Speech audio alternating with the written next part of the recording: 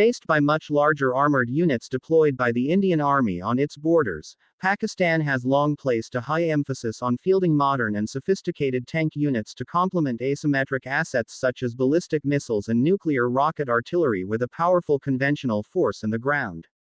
Despite having a fully professional army without reliance on conscription, Pakistan's armored divisions are still among the largest in the world with around 2,500 tanks thought to be in service.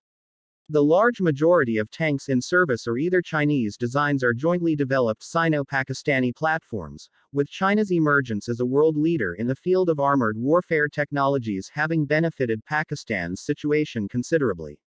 The only exception to the South Asian states' reliance on Chinese designs was the acquisition of the T-80 tank from Ukraine, which are the heaviest tanks in the Pakistani army today.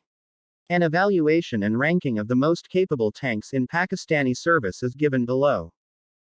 VT-4. The Pakistani Army's purchase of the Norinco VT-4 battle tank from China was confirmed in February 2020, with the South Asian state expected to eventually receive over 300 of the platforms. The tank was notably developed specifically for export, and represents by far most capable tank in the country's inventory. The VT-4 has access to a range of advanced specialized munitions to engage specific types of targets, and comes equipped with either a 125mm or 120mm cannon depending on the kind of munitions the client seeks to use. With China having emerged as a world leader in the development of armor-penetrating rounds, the latest of which are compatible with the VT-4's gun, Pakistani armored units using the new tank will have a significant firepower advantage over other units which will be further augmented by much greater accuracy.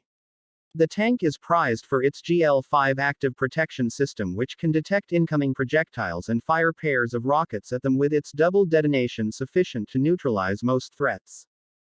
Al-Khalid I. Entering service from 2001, the Al-Khalid program was pursued in parallel to both the less ambitious Al-Zarar program and Pakistani purchases of Ukrainian T-80 tanks and to revolutionize the country's armored warfare capabilities.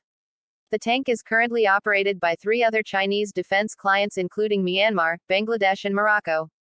The tank can fire indigenous NASA 125mm depleted uranium anti-armor rounds, and benefits from a muzzle reference system and dual-axis stabilization. Auto-tracking for its primary and secondary weapons allows it to cue the targeting of multiple threats at once, while its integrated battlefield management system and digital communications system were among the features placing it ahead of the T-80 and older Chinese designs in sophistication. For protection, the tank benefits from composite armor, explosive reactive armor and the Varta active protection system. The Al-Khalid I represents an enhanced variant of the original design with a capacity for 10 more rounds, bringing it up to 49, and a more advanced multi-process fire control computer. The tank has improved detection and engagement ranges, an improved rate of fire, new sensors and a new electro-optical jammer. The newer variant is also equipped with indigenous AORAKMK.2 explosive reactive armor which is highly resistant to various anti-armor weapons. Around 50 Al-Khalid I tanks are thought to be in service alongside 300 of the original Al-Khalid design. T-80 Despite having been a long-standing adversary the Soviet Union, Pakistan was able to acquire the most elite class of Soviet battle tank in the aftermath of the superpower's collapse which was widely considered the most powerful tank of the Cold War period. The heavyweight design was a direct successor to the T-64 and has 3 tanks, and was never offered for export by the Soviet Union due to the sensitivity of its technologies. The tank was a heavier and more capable counterpart to the T-72 and T-90A tanks, although its high maintenance and operational costs and very high fuel consumption led Russia to prefer the lighter designs, and the T-90 in particular. Ukraine produced the T-80 in limited numbers domestically after the Soviet collapse and provided around 320 of the tanks to the Pakistani army between 1997 and 2002. Among the T-80's most notable features are its gas turbine engine, which provide a significant performance boost but also limit endurance due to a far higher rate of fuel consumption, as well as a relatively fast autoloader and a very high level of protection from composite armor and active protection systems.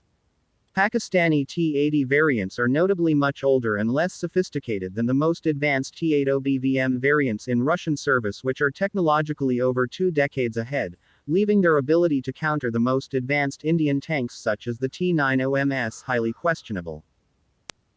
Al-Zarar. Entering service from 2004, the Al-Zarar tank represents a heavily upgraded version of the Soviet T-54-55 tank which first entered service over half a century prior in 1947.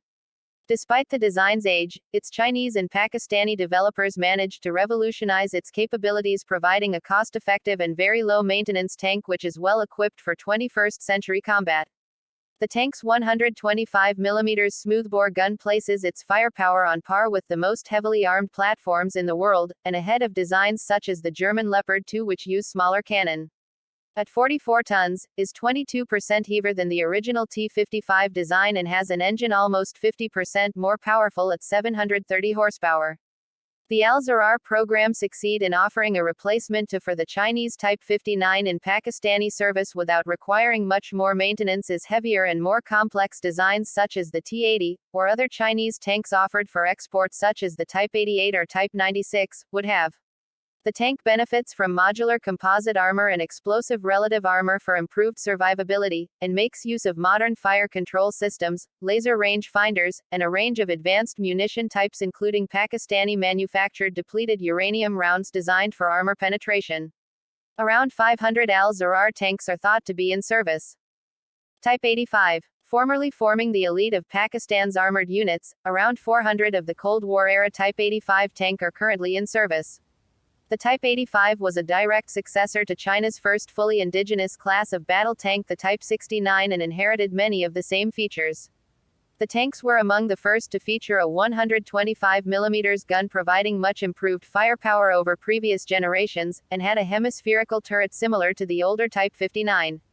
Although not seeing combat, the older Type 69 benefited from extensive combat testing, particularly in Iranian and Iraqi hands, which is thought to have influenced the newer design. The tanks were among the first to incorporate applique composite armor. Despite their considerable firepower, the tank's designers maintained a very light at around 40 tons, and the design benefits from reduced crew requirements from 4 to 3 and from relatively low maintenance requirements. Thanks for watching videos. Please like my video and subscribe my channel. Goodbye.